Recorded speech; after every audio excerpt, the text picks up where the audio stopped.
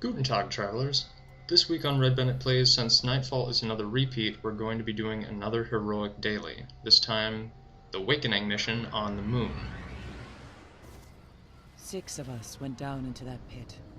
I was vain enough to believe we could defeat Crota, but the Hive caught his soul before we could destroy him, and then there was only death. We failed. You cannot destroy the soul of Crota. I kind of want to ask that Eris woman what level she and her team were when they went to go fight Crota. And she'd probably be like, level? What are you talking about? I'd be like, you know, when you go into your inventory, you've got your level there with all of your equipment. She'd be like, you mean my pockets?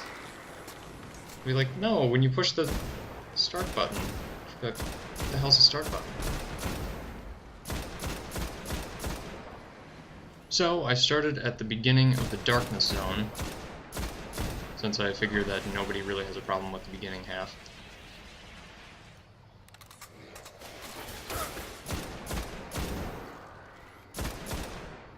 We just have a bunch of acolytes and a couple knights.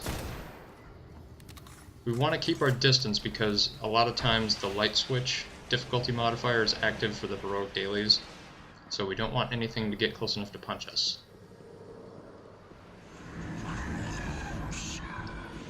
Now, once we get through this room where all the thralls come out and have the acolytes behind them, there is a ghost, which I'm going to show you where it is.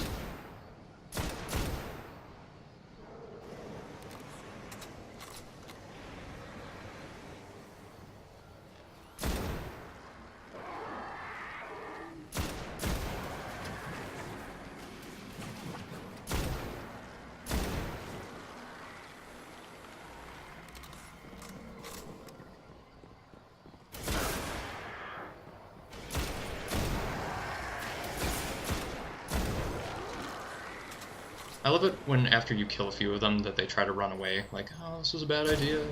And you just go, ha, yeah, it was. Bam.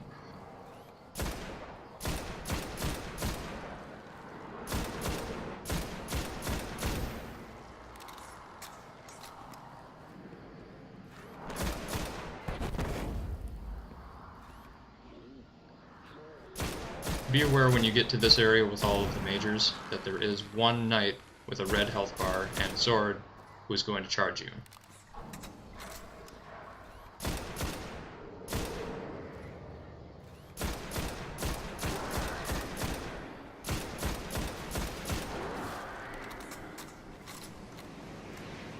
So once we get rid of the majors, we are now free to grab that ghost.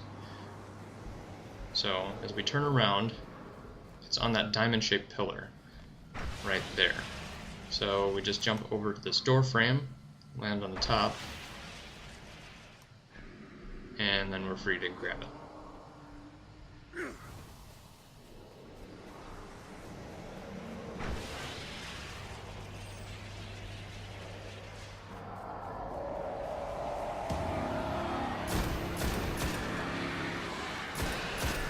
Sounds like a metal concert is getting underway in there. The Wakers of Crota are going to summon him back to life with the power of metal. And that ogre must be the security guy working the door. Oh yeah, we have tickets. Bullet-shaped tickets. How many do you want?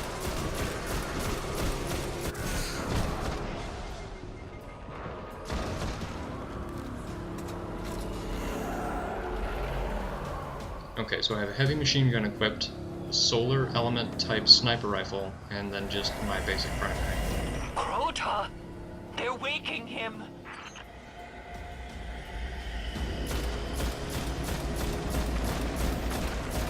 I'm just hanging back by the door just to the right of where that vestige summons. I can't stay here for very long because the anti-camp behind me is going to show up with a boomer, and I don't want to be there for that. Okay, so now there's this crystal brazier just to the left of the door in the water. There's a bunch of rocks right next to it, so I'm just going to jump up on the rocks so that the thralls can't hit me. I am going to have to kill that knight, though.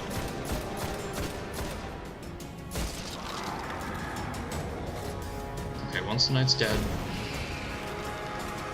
I'm going to need to go through the left to that cave in the back. So with the wizards, there are 4 of them. You can kill the first one without any consequence. So I'm just going to do that. Get rid of that thrall. I'm going to kill one of the other wizards, and then I'm going to move through the cave in the backside. So I'm going to go through that door there, out the door there, and then I'm going to jump around and up to that rib up on the far side. So once you kill the second wizard, the remaining 2 wizards are going to move to a couple of positions, and they're going to engage you at will. So they have been ignoring me so far. Once the second one's dead, they stop ignoring me. Okay, so we're running around to our next vantage point. And we just want to stay off the ground as much as possible so that the thralls can't get to us. And when we are on the ground, we do have to just keep moving. So now that we're up on the ridge, free to kill wizard number 3. Now our last point is a doorway, and you'll notice it by the little crystal outcropping just on the left. Okay, so once we kill the last wizard, listen for the roar. That tells us that the crystal is now vulnerable. The crystal. I'm going to use my heavy machine gun on it to do as much as possible. I can only stand above that doorway for about 3 seconds because there are knights that come out of the bottom. So we're going to jump over the bridge, through the water on the far side, and just keep running. I'm not really concerned with doing damage at this point. We're just trying to get back to where we can fire in relative safety. We're going to run almost the entire way around the map back to that giant rib cage, and once we do, we're going to just strafe left and attack it as we're able, between the ribs.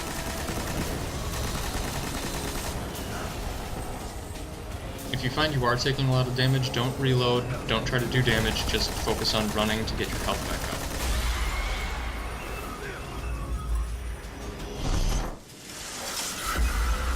So there isn't a good spot to stay while you fight all these enemies. The first part is just avoiding the thralls by posting up on a wall somewhere. And then the second part is just stay moving as you have to fight the crystal. And you won't have much of a problem with the knights because they won't be able to track your position as quickly as you can move. And that is it for this mission. So I'd like to thank everyone for watching. I'll be back next week with either another Nightfall or another Heroic Daily. And if anyone would like to get unrestricted use of exotics in PvE, definitely tweet at Bungie using the hashtag ExoticPVE.